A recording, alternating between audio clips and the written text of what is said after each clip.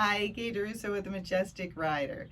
So today I would like to talk to you about a word called foundation. A lot of people don't understand that word so much or what it's about.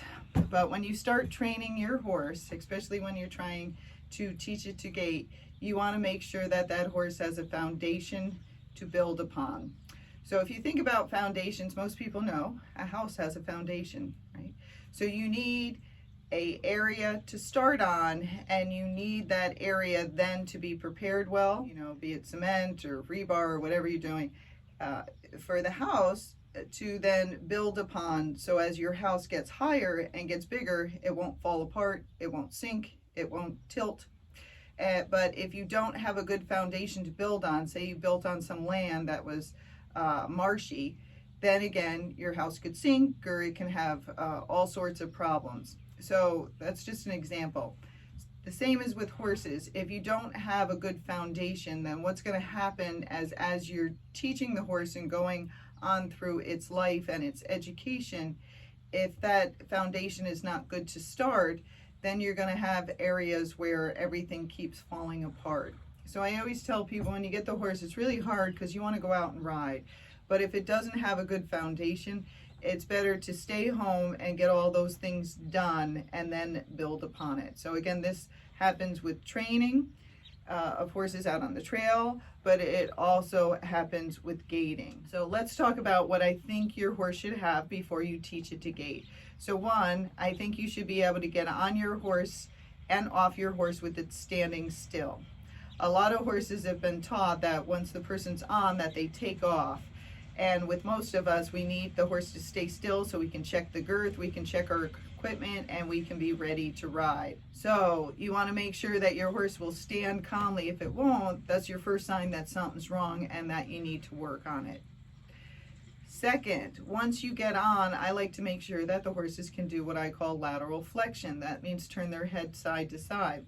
So it means that you're teaching the horse to give to the bit, not to pull on it, and the horse knows to follow that pressure wherever it goes. 3, I like the horse to know how to put its head down, which is called vertical flexion. Okay, so you got to get that lateral flexion first. That's part of the foundation before you move up to vertical flexion, where you pull on both reins and then the horse gives it to pressure, but it gives it vertically, so it's putting its head straight down. That does a lot of things. When you can get your horse to do vertical flexion, you can help it to round its back by rounding its neck and then engaging its hindquarters, but also it's calmer for the horse to have its head down.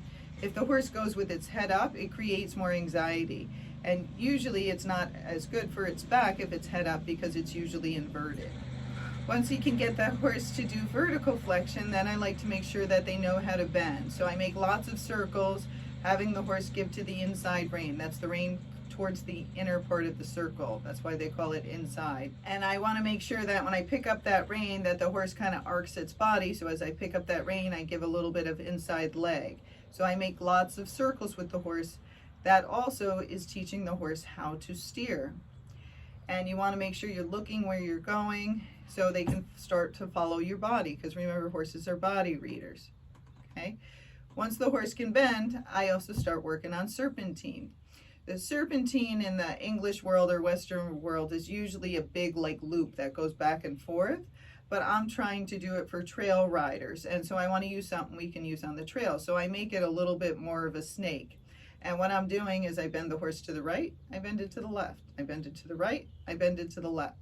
So I'm getting the horse to give, bend its body, but also learn how to steer, another steering exercise. But it's very helpful. Once the horse knows that, you can use it anywhere. You can use it if you're walking too fast for your friends so they can catch up. Your horse is barn sour, you can use your serpentine. Okay, so it's part of your building blocks. Once I do that serpentine, then I try to make sure that the horse really knows how to steer. So I do lots of steering exercises. So when you see me do a lot, because we're just in that round pen, so we don't have a lot of room, is I make the pattern of a flower, like flower petals. I keep cutting through the middle and I turn and come back, cut through the middle, turn and come back, and you're making all different petals as you go around. You can also make a clover leaf, you can make a spiral and you can spiral it out, and you can spiral it back in. But what you're trying to do is give your horse different exercises. You can even make triangles, rectangles, whatever you want. but you're trying to make sure that that horse knows how to steer. Then I also teach them do a turn on the forehand, also called disengaging their hindquarters, because all these things are going to help you to get them to gait, but it also helps you to control them on the trail. So when you're doing a turn on the forehand, you're moving their hindquarter around and their front end is staying still. By disengaging their hindquarter, the horse is learning to move away from your leg, and as they move their hindquarter over, it does a couple things. So if you're out on trail, it takes power away from them. So if the horse was going to run and buck or rear, it helps so they don't do that. If the horse is acting up, it also helps to take the power away. But say your horse is a kicker, or it likes to kick at cars or other horses, if you know how to move that horse's hindquarter, you can still stay right across from the person that you're riding with, but by taking the horse's hindquarter away, it no longer can kick that other horse because its hindquarter is away, and it's also not getting what it's want because you're just staying with the person. If the horse was kicking at cars, when the cars come by, you push his hindquarter over. Even if it does kick, it can't kick at the car, so in time it'll just go away because it's not making the car go away. So see, there's all these things that once you know how to do them, you can control your horse better. The other thing I work on is my whoa. It's very important, and you can do that from the beginning, but usually when I'm doing a routine in the arena, it's one of the last things I'm working on because it works much better if your horse is already tired and wants to slow down. I always teach our horses that when we want to slow down or we want to stop, that I actually stop riding. I take a deep breath in and out. I say whoa, and then if they haven't stopped in a couple of seconds, then I pull, and then I back them up. So I'm also working on their backup at the same time. So you're trying to make sure you have all those things before you move on to gaiting. The other thing, which I didn't mention but happens in the beginning, is that your horse moves forward off your leg. So you want to make sure when you squeeze with your calves that that horse goes forward. If he doesn't, you give him something to make him want to move forward, such as carrying a dressage stick and giving him little taps till he goes forward. So you're trying to make sure that before you're working on gaiting, you have a forward button, you have a slow down button, that's your reins, you have something you can stop your horse, and then you have some lateral movements, and that's the steering exercises and also your circles. The other things that are very helpful to do are also to teach your horse to leg yield, which means that as you go forward, you can make it go sideways, and to move its shoulders over, okay? So those are all your building blocks. So you want to, when you start with that foundation, you're trying to slowly build it up, and you don't want to do too many things at the same time or you'll confuse your horse. And if it learns all those things together, just like a person, if I showed you everything to do on the computer and then I walked away, you're like, which button do I hit? Oh, this one, that one, and you get confused. So the horses get confused. They start moving sideways, backwards, and all these things. So you're trying to slowly make sure you teach them something and then move on to the next thing. But make sure they know that first thing well, and then always review it before you go on to the next thing. And those are your building blocks to making that horse better. Now, how does that apply to gaiting? So when you're gaiting the horse, one thing you're trying to do is frame them up a little bit or have them have self-carriage. Some horses just carry themselves well and some don't. Some horses put their heads way down, or they put their heads way up, or they invert their back, or they're curling it up too much. So you're trying to get a neutral position where they can work and they can get strong and they can carry themselves so you're not hanging on them all the time. That's the one thing. So if they don't have that self-carriage at a walk, as you go faster, it's just going to get worse. So as I start to gait, the first building block is, can this horse walk? Does he have a 4-beat walk? Can he do all my exercises just at that regular walk? He should be before you are able to move on. Then what I'm going to do is I'm going to ask the horse to start walking faster. Now a lot of times I will do that in a circle because as they're reaching forward with their hind leg, they'll step underneath themselves more with that inside hind leg. So the circle helps. Doesn't mean you have to, but that's why you'll see me making a lot of circles. I want to get that flat walk pretty darn good before I'm moving on to that next speed. So you'll hear lots of people talking about when they're flat walking, like they flat walked a whole year. That's great because again, they built those muscles up really well. They got speed consistency. They were able to control the horse, and the horse, if they were going on trail, learned to go up and down hills and hold that speed. So when they go to the next gait, be it a running walk or a foxtrot, a lot of times all they have to do is speed that horse up because they've already built up the muscles, so it's going to be easier for the horse and they can speed up over time. Now, depending if you're looking for a running walk, a rack, or a foxtrot, if you know what to do, you can help that horse to get that. So again, if you're getting a running walk, all you would do from the flat walk is just walk faster. That's all you have to do, but don't go too fast. People go too fast and then they start pacing or step pacing. You only want to go a little bit faster.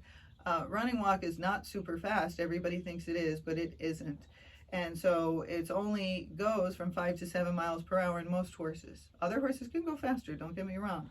But most horses, it is not super fast. It's a, intermediate gait. That's why they, it's kind of in between gait. And with the foxtrot, so with the foxtrot though, that's not a walk. So you're not just going to walk faster. So with the foxtrot, depending if your horse is trotty or pacey, as you speed it up, you might bring its head down, you might bring its head up. You might round its back a little bit more or invert it a little bit just to help you to get that gait. Once you get that gait, then you want to build those muscles up. So in time, that horse can carry itself with a neutral back, use its hindquarter, use its back and stomach muscles to hold itself in that gait, and also so you won't have to be hanging on it that much. If you go to a racking gait, a 4-beat gait, but usually the horses aren't rounded as much. So it depends on the horse, but the same thing, you might have to bring its head up or down, but you're going to speed it up and you won't be walking. So you have to know that it should not feel like a walk, it should feel like a faster gait. But no matter what gait you're going to next, if you don't have that first gait down, that flat walk, and you don't have all the things I told you to do before, then as you start to get in that intermediate gait, you don't have anything to correct the horse. So this is an example. I was riding a horse the other day. It's a little step pacey. So I kept a little bit slower for its running walk, and it was doing pretty well, but every once in a while it would start to step pace. So all I did was half halt. I slowed it down a little bit, and I moved its shoulders over. That's all I had to do. But if I didn't teach that horse how to move over off my leg, I wouldn't have been able to do that, and therefore I wouldn't be able to correct it. So if you can move your horse's shoulders and hindquarters, and you can move your horse sideways, you can make it go faster, you can make it go slower, it's a relaxed horse, it's not all tense and fast, then a lot of times fixing that gait is just slowing down, moving them over, and repetition.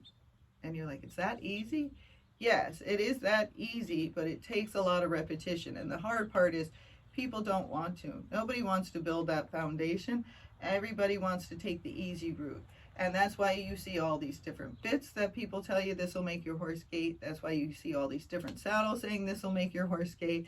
And that's why people put weights and things on their legs and different angles on their feet to make them gait. So that's the hard part, is it takes a long time to get there, much longer than if you do those quick things, but in the end you'll have a better horse, you'll have a safer horse, it's more controlled, won't have all those issues on the trail, and if something does come up, you'll be able to control your horse. There's so many people out there with the gaited horses, and the problem is it won't slow down, it doesn't listen, they get in groups, it gets crazy because they didn't build their foundation up. And that's the thing, they went from one thing and jumped way over, didn't have that foundation, and went to the next thing, and that's why you're having problems. So when you're having problems, you usually have to take a step back. What is the horse missing? What am I supposed to do? One more last example. So a lot of people like to go to these group rides, but when they're on their own, they ride alone or they ride with one horse. So they go on the group ride, and when they go on the group ride, it's a disaster. They have 30 horses there, the horse is not used to it, the horse loses their mind. What are the steps to get there? So the problem with group rides is that most people ride either by themselves or ride in small groups, and then they want to go to these events and ride in very big groups. The problem with this is you haven't built your foundation up to get to that point. You've just gone from one to the other. So what I recommend if I'm going to take a horse to a show or groups is you start taking it to situations like that, but don't ride it. And you're like, what? Go all that way and don't ride it? Now go to something closer. So if you're going to ride in big groups, you can trailer to a horse show. And this is what we used to do many years ago when I did hunter jumpers. We trailered the new horses to the horse show with us, and we tied them up and they stood there all day. And they stood there all day and took in all the sights. And what we did in the morning, when the horses were fresh, is we took them out, we lunged them. We lunged them a long time, not 10 minutes. It was usually anywhere from a half hour to an hour if the horse was a little crazy or young. And that way, while it was tied to the trailer, it had less energy. So it was accepting more, and then it had food. So it was happy to stand there all day and eat food and just look around. That way they got used to all that atmosphere and everything that was going on because they got to watch it all day. After you do that for a week, and when you leave, they're pretty good. Now, if you don't do that for a while, and then you do it again, of course, it starts all over. They'll be hyper when you get there, and then they get calmer as you work them, and they stand there all day. So if you're going to do big group rides, it's good to go to the rides, but don't ride your horse. Just let it get used to the things. And always make sure your horse knows how to lunge first before you go there so you can lunge it when you're there. Then as the horse gets calmer at these events, then you can start walking it around because then you're safer. So you lunge it, it stands there, eats breakfast, and then you walk it around and it gets to see all the sights. And then you might take it and graze it or take it over there and give it some cookies. So you're making it all a good experience. Then when the horse can handle all those things really well, then the next time you go somewhere, that's when you can start riding it. But when you ride it in the beginning, if there's groups, go out in a smaller group. So if you're used to riding just with another horse, see if you can just have one or two more horses than that. Don't go out in a big, huge ride. So you're slowly trying to build your horse's confidence, get him used to the bigger group, get him used to the bigger herd and where he is in the herd. That's why many of them fight when you get in those big groups, is everybody's trying to claim their space. And you're slowly building it up. So each time you go, then you try to ride in a little bigger group, little bigger group, little bigger group, until you get to the size group that you are happy with and able to tolerate. But the biggest mistake I see is that people don't ride in these big groups and then they want to go to a big event and they expect the horse to tolerate it. If that's what you want, then when you go to buy a horse, you ask the seller, has he gone to big group rides? Test him in a big group ride and make sure he handles that well. If not, you're the one who has to teach the horse to do that because not everybody rides in big group rides. And I usually don't ride in big group rides. I don't like to because there's many people who do not have good horsemanship skills. Their horses are untrained and things go bad very quickly. And I don't want my horses to have bad experiences and I don't want my horses to get hurt. And so I'm always trying to ride where it's safe for them. And again, I don't like big group rides, so I always tell people, like, if you're going to take one of my horses in a big group ride, that's great, but you have to build it up because I have not done that. The biggest I go in is usually maybe like 9 or 10 people, and I don't call that a big group ride. 9 or 10 people, but it's usually my clients, so everybody knows how to ride, everybody communicates, and all the horses are well behaved, so we usually don't have issues.